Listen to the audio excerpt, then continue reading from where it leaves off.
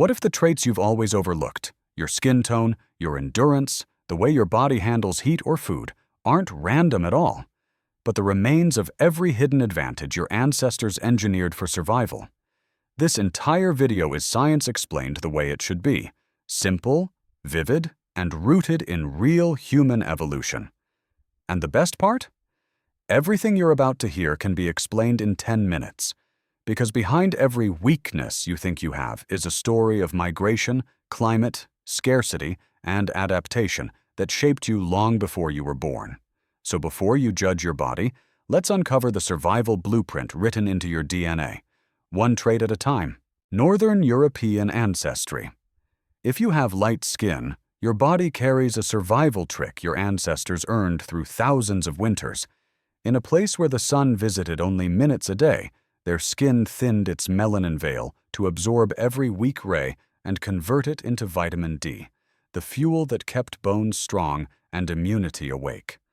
With little fertile land and few green pastures, they relied on livestock and developed a remarkable ability: digesting milk for life.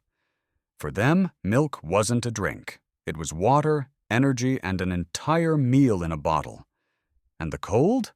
Their bodies responded by burning fat into heat through a layer of brown fat, a tiny furnace beneath the skin.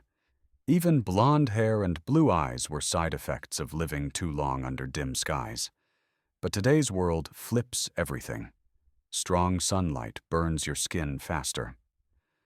Indoor winters drop your vitamin D levels even though your genes were once optimized for it. East Asian ancestry.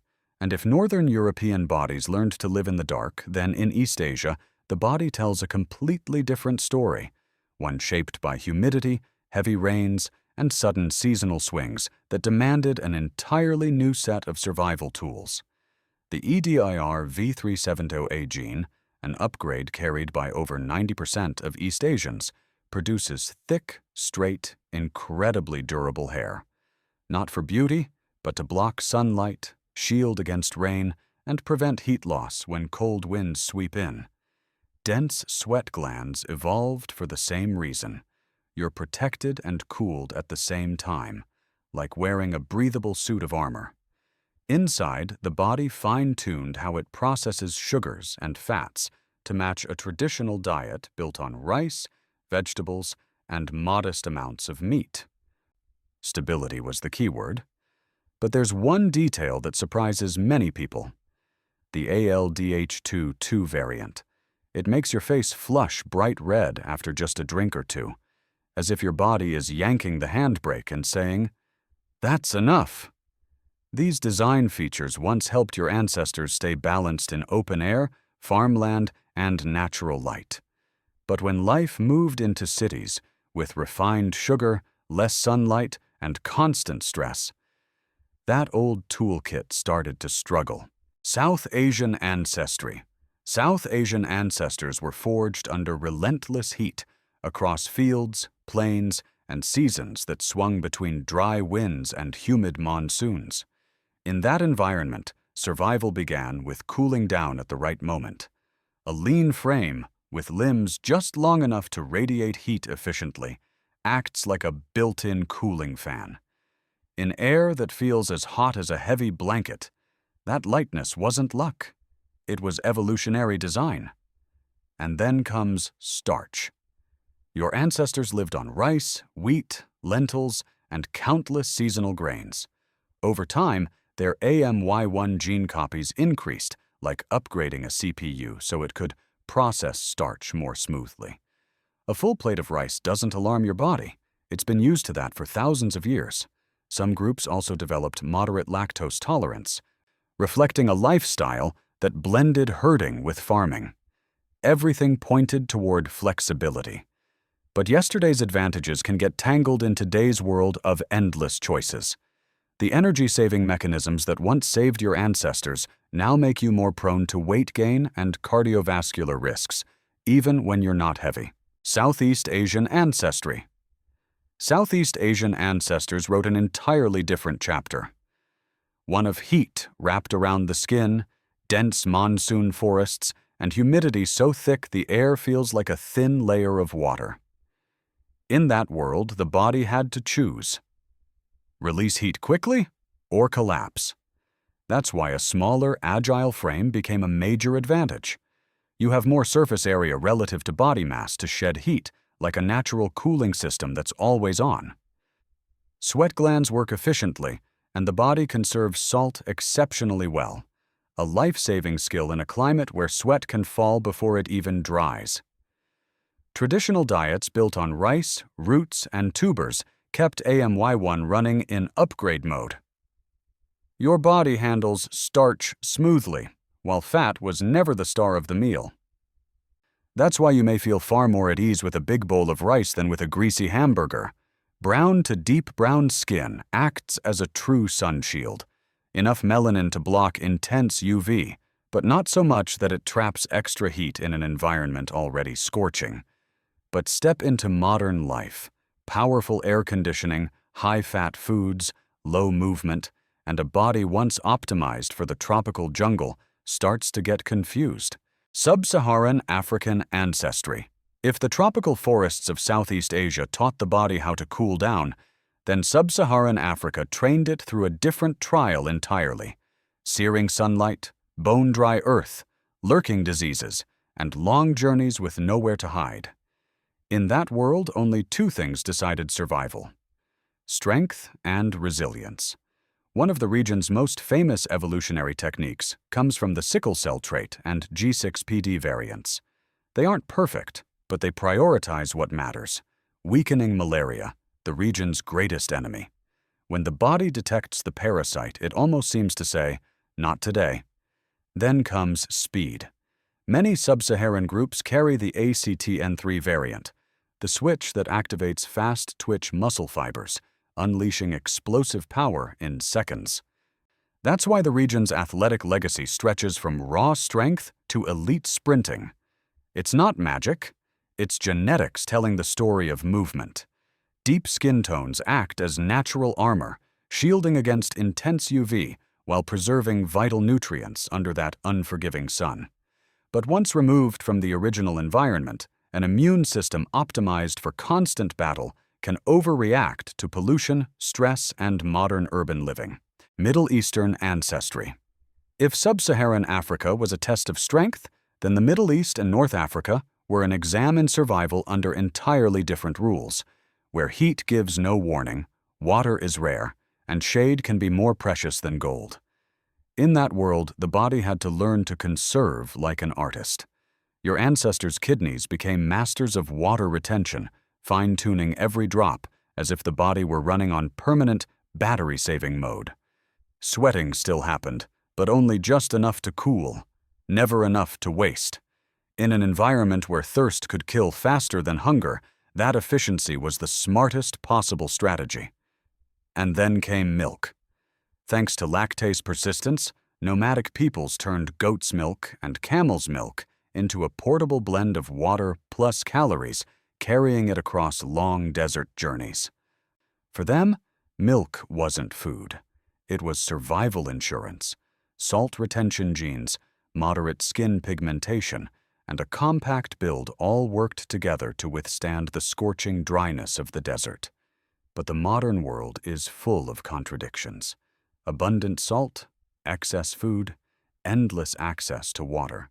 A system optimized for scarcity suddenly becomes a disadvantage in an era of plenty. Central Asian Ancestry. And if the desert taught the body how to conserve, then the Central Asian steppe taught it how to endure. This was a land where the wind never stopped. Winter arrived like a declaration of war, and the horizon stretched so far that only the strong could reach it. Nomadic ancestors spent more time on horseback than at home. That lifestyle forged broad chests, powerful legs, and lungs that worked like tireless engines. Thin air, deep cold, constant movement, all of it combined to select bodies that could withstand pressures most modern people only encounter in a gym. They lived on meat, milk, and butter as daily fuel, and their bodies adapted to a protein-rich diet, not by coincidence, but because their entire existence revolved around massive herds of livestock. But when life becomes still, processed foods multiply and movement fades, the machinery built to race across the steppe starts to fall out of sync. East African Highland Ancestry. If Central Asia built endurance through constant movement, then the East African Highlands built it through a different art, doing more with very little. Living above 2,000 meters, where the air is so thin that every breath feels like a challenge, your ancestors chose a bold evolutionary path, not to thicken the blood, but to make the body smarter. Instead of increasing hemoglobin, they increased efficiency.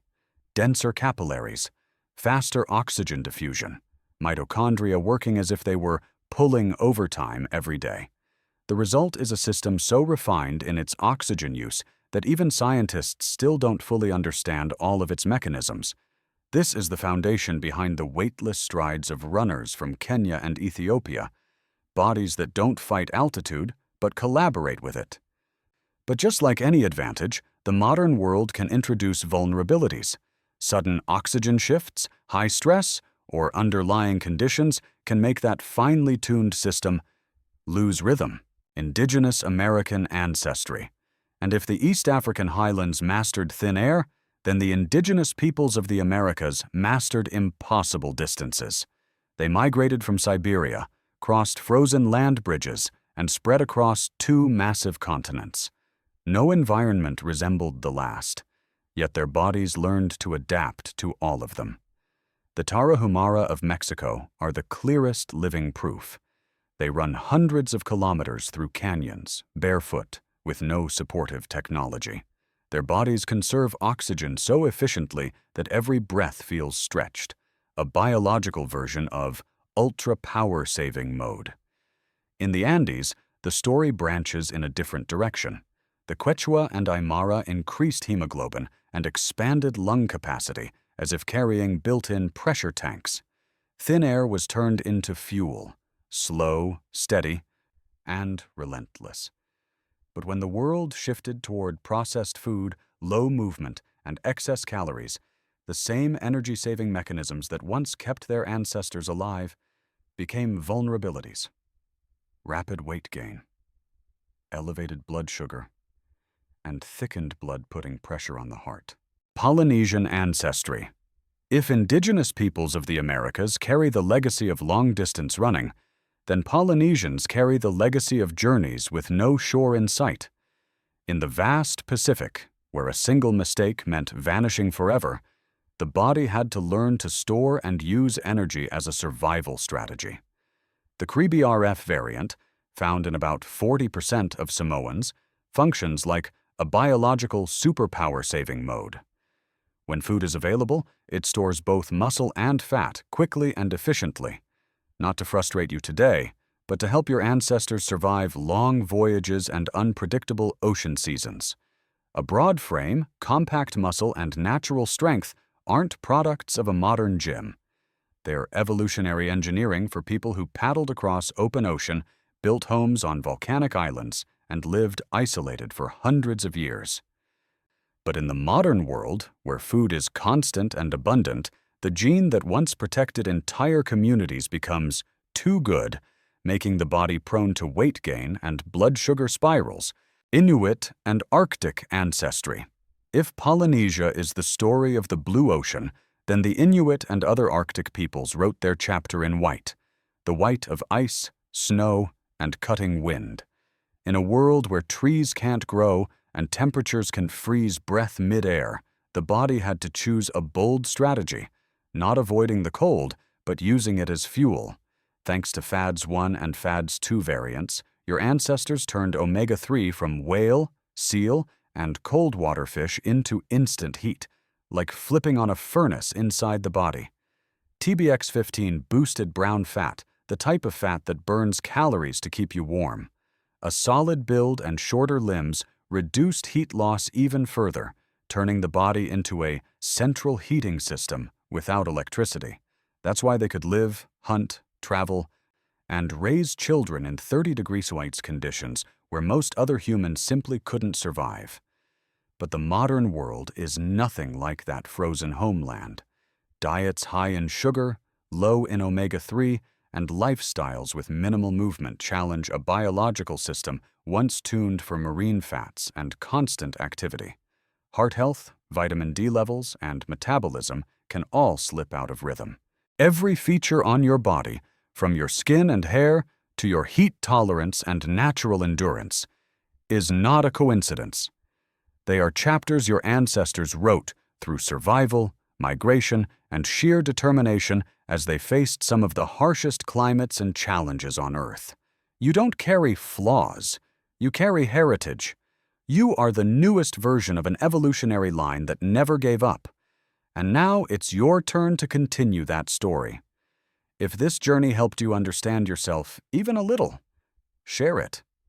Let others see how strong, unique, and worthy of pride they truly are. Leave a comment about the origin or trait that resonates with you the most. And if you want to explore more about the human body, evolution, and genetics, don't forget to follow, hit the like button, and share so our community can grow. Our story, and yours, is far from over.